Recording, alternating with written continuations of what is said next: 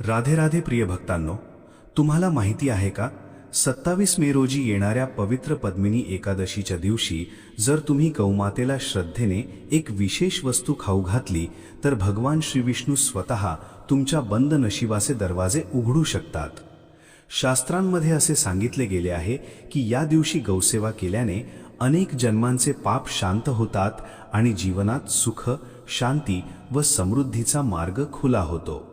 संत महात्मे नेहमी सांगतात की ज्या घरात गौमाता, तुळशी आणि भगवान विष्णू यांचा सन्मान केला जातो त्या घरात दरिद्रता फार काळ टिकत नाही, कारण अशा घरात सकारात्मक ऊर्जा, सात्विकता आणि देवकृपेचा वास असतो।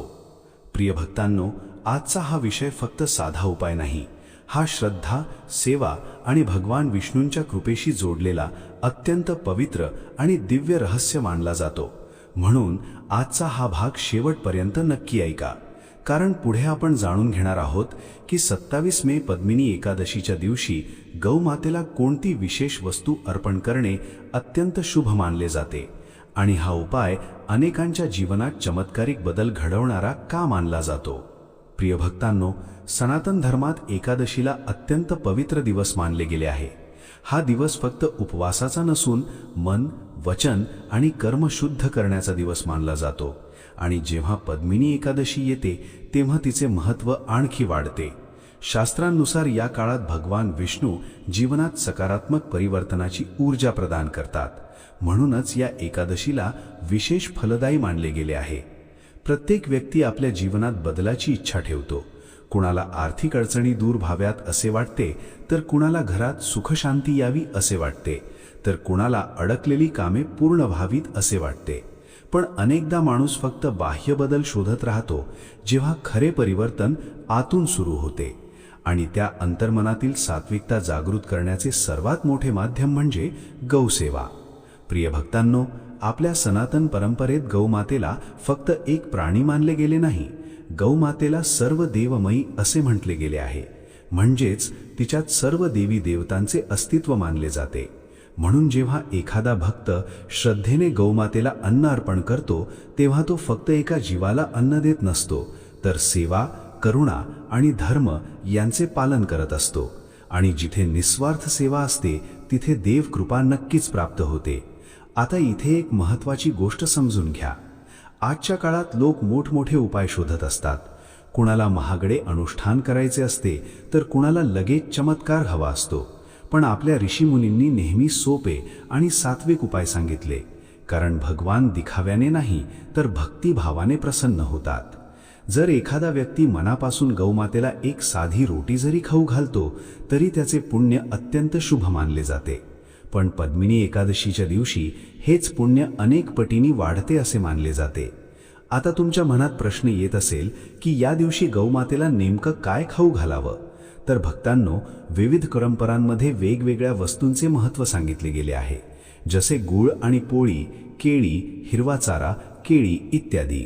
पण आज आपण ज्या गुप्त वस्तूबद्दल बोलणार आहोत तिचा संबंध फक्त अन्नाशी नाही, तर सकारात्मक ऊर्जा, श्रद्धा आणि भगवान विष्णूंच्या कृपेशी जोडला जातो आणि पुढच्या भागात आपण त्याची संपूर्ण विधी आणि महत्त्व सविस्तर जाणून घेणार आहोत।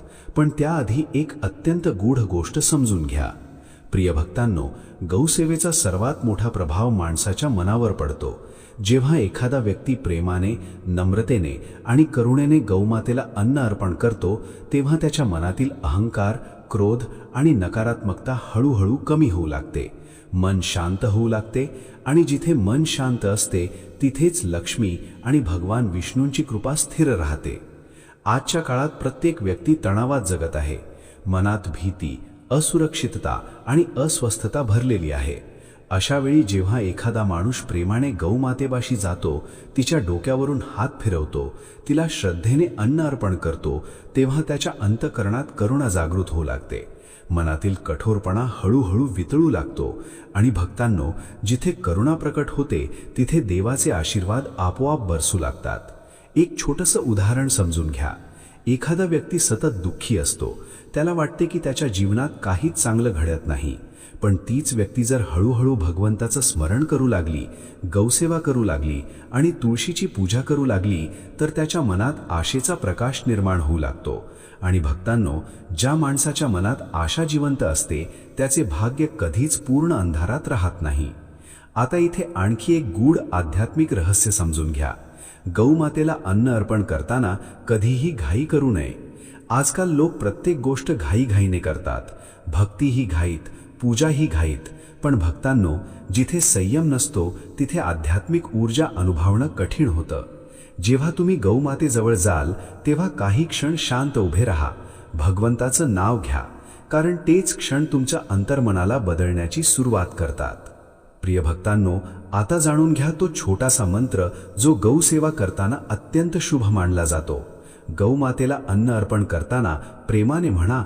भक्तांनो, मंत्र हे फक्त शब्द नसतात, ते सकारात्मक ऊर्जेचं माध्यम असतात. जेव्हा मंत्र, सेवा आणि श्रद्धा एकत्र येतात तेव्हा साधं कार्य ही अत्यंत दिव्य बनतं. पण आता जी गोष्ट सांगणार आहे ती अत्यंत लक्षपूर्वक ऐका. काही लोक गौसेवा तर करतात, पण घरी परतल्यावर राग, कटुवाणी आणि नकारात्मकतेतच जगतात. राधे राधे प्रिय भक्तांनो, तुम्हाला माहिती आहे का, 27 मे रोजी येणाऱ्या पवित्र पद्मिनी एकादशीच्या दिवशी जर तुम्ही गौमातेला श्रद्धेने एक विशेष वस्तू खाऊ घातली तर भगवान श्री विष्णू स्वतः तुमच्या बंद नशिबाचे दरवाजे उघडू शकतात. शास्त्रांमध्ये असे सांगितले गेले आहे की या दिवशी गौसेवा केल्याने अनेक जन्मांचे पाप शांत होतात आणि जीवनात सुख, शांती व समृद्धीचा मार्ग खुला होतो. संत महात्मे नेहमी सांगतात की ज्या घरात गौमाता, तुळशी आणि भगवान विष्णू यांचा सन्मान केला जातो त्या घरात दरिद्रता फार काळ टिकत नाही. कारण अशा घरात सकारात्मक ऊर्जा, सात्विकता आणि देवकृपेचा वास असतो. प्रिय भक्तांनो, आजचा हा विषय फक्त साधा उपाय नाही. हा श्रद्धा, सेवा आणि भगवान विष्णूंच्या कृपेशी जोडलेला अत्यंत पवित्र आणि दिव्य रहस्य मानला जातो. म्हणून आजचा हा भाग शेवटपर्यंत नक्की ऐका, कारण पुढे आपण जाणून घेणार आहोत की 27 मे पद्मिनी एकादशीच्या दिवशी गौमातेला कोणती विशेष वस्तू अर्पण करणे अत्यंत शुभ मानले जाते आणि हा उपाय अनेकांच्या जीवनात चमत्कारिक बदल घडवणारा का मानला जातो. प्रिय भक्तांनो, सनातन धर्मात एकादशीला अत्यंत पवित्र दिवस मानले गेले आहे. हा दिवस फक्त उपवासाचा नसून मन, वचन आणि कर्म शुद्ध करण्याचा दिवस मानला जातो. आणि जेव्हा पद्मिनी एकादशी येते तेव्हा तिचे महत्त्व आणखी वाढते. शास्त्रांनुसार या काळात भगवान विष्णू जीवनात सकारात्मक परिवर्तनाची ऊर्जा प्रदान करतात. म्हणूनच या एकादशीला विशेष फलदायी मानले गेले आहे. प्रत्येक व्यक्ती आपल्या जीवनात बदलाची इच्छा ठेवतो. कुणाला आर्थिक अडचणी दूर व्हाव्यात असे वाटते, तर कुणाला घरात सुखशांती यावी असे वाटते, तर कुणाला अडकलेली कामे पूर्ण व्हावीत असे वाटते. पण अनेकदा माणूस फक्त बाह्य बदल शोधत राहतो, जेव्हा खरे परिवर्तन आतून सुरू होते. आणि त्या अंतर्मनातील सात्विकता जागृत करण्याचे सर्वात मोठे माध्यम म्हणजे गौसेवा. प्रिय भक्तांनो, आपल्या सनातन परंपरेत गौमातेला फक्त एक प्राणी मानले गेले नाही, गौमातेला सर्व देवमयी असे म्हटले गेले आहे. म्हणजेच तिच्यात सर्व देवी देवतांचे अस्तित्व मानले जाते. म्हणून जेव्हा एखादा भक्त श्रद्धेने गौमातेला अन्न अर्पण करतो तेव्हा तो फक्त एका जीवाला अन्न देत नसतो, तर सेवा, करुणा आणि धर्म यांचे पालन करत असतो. आणि जिथे निस्वार्थ सेवा असते तिथे देवकृपा नक्कीच प्राप्त होते. आता इथे एक महत्त्वाची गोष्ट समजून घ्या. आजच्या काळात लोक मोठमोठे उपाय शोधत असतात. कुणाला महागडे अनुष्ठान करायचे असते, तर कुणाला लगेच चमत्कार हवा असतो. पण आपल्या ऋषीमुनींनी नेहमी सोपे आणि सात्विक उपाय सांगितले, कारण भगवान दिखाव्याने नाही तर भक्तिभावाने प्रसन्न होतात. जर एखादा व्यक्ती मनापासून गौमातेला एक साधी रोटी जरी खाऊ घालतो तरी त्याचे पुण्य अत्यंत शुभ मानले जाते. पण पद्मिनी एकादशीच्या दिवशी हेच पुण्य अनेक पटींनी वाढते असे मानले जाते. आता तुमच्या मनात प्रश्न येत असेल की या दिवशी गौमातेला नेमकं काय खाऊ घालावं? तर भक्तांनो, विविध परंपरांमध्ये वेगवेगळ्या वस्तूंचे महत्त्व सांगितले गेले आहे, जसे गूळ आणि पोळी, केळी, हिरवा चारा, केळी इत्यादी. पण आज आपण ज्या गुप्त वस्तूबद्दल बोलणार आहोत तिचा संबंध फक्त अन्नाशी नाही, तर सकारात्मक ऊर्जा, श्रद्धा आणि भगवान विष्णूंच्या कृपेशी जोडला जातो. आणि पुढच्या भागात आपण त्याची संपूर्ण विधी आणि महत्त्व सविस्तर जाणून घेणार आहोत. पण त्याआधी एक अत्यंत गूढ गोष्ट समजून घ्या. प्रिय भक्तांनो, गौसेवेचा सर्वात मोठा प्रभाव माणसाच्या मनावर पडतो. जेव्हा एखादा व्यक्ती प्रेमाने, नम्रतेने आणि करुणेने गौमातेला अन्न अर्पण करतो, तेव्हा त्याच्या मनातील अहंकार, क्रोध आणि नकारात्मकता हळूहळू कमी होऊ लागते. मन शांत होऊ लागते आणि जिथे मन शांत असते तिथेच लक्ष्मी आणि भगवान विष्णूंची कृपा स्थिर राहते. आजच्या काळात प्रत्येक व्यक्ती तणावात जगत आहे. मनात भीती, असुरक्षितता आणि अस्वस्थता भरलेली आहे. अशा वेळी जेव्हा एखादा माणूस प्रेमाने गौमातेपाशी जातो, तिच्या डोक्यावरून हात फिरवतो, तिला श्रद्धेने अन्न अर्पण करतो, तेव्हा त्याच्या अंतःकरणात करुणा जागृत होऊ लागते. मनातील कठोरपणा हळूहळू वितळू लागतो आणि भक्तांनो, जिथे करुणा प्रकट होते तिथे देवाचे आशीर्वाद आपोआप बरसू लागतात. एक छोटंसं उदाहरण समजून घ्या. एखादा व्यक्ती सतत दुःखी असतो. त्याला वाटते की त्याच्या जीवनात काहीच चांगलं घडत नाही. पण तीच व्यक्ती जर हळूहळू भगवंताचं स्मरण करू लागली, गौसेवा करू लागली आणि तुळशीची पूजा करू लागली, तर त्याच्या मनात आशेचा प्रकाश निर्माण होऊ लागतो. आणि भक्तांनो, ज्या माणसाच्या मनात आशा जिवंत असते त्याचे भाग्य कधीच पूर्ण अंधारात राहत नाही. आता इथे आणखी एक गूढ आध्यात्मिक रहस्य समजून घ्या. गौमातेला अन्न अर्पण करताना कधीही घाई करू नये. आजकाल लोक प्रत्येक गोष्ट घाईघाईने करतात. भक्तीही घाईत, पूजाही घाईत. पण भक्तांनो, जिथे संयम नसतो तिथे आध्यात्मिक ऊर्जा अनुभवणं कठीण होतं. जेव्हा तुम्ही गौमातेजवळ जाल तेव्हा काही क्षण शांत उभे राहा, भगवंताचं नाव घ्या, कारण तेच क्षण तुमच्या अंतर्मनाला बदलण्याची सुरुवात करतात. प्रिय भक्तांनो, आता जाणून घ्या तो छोटासा मंत्र जो गौसेवा करताना अत्यंत शुभ मानला जातो.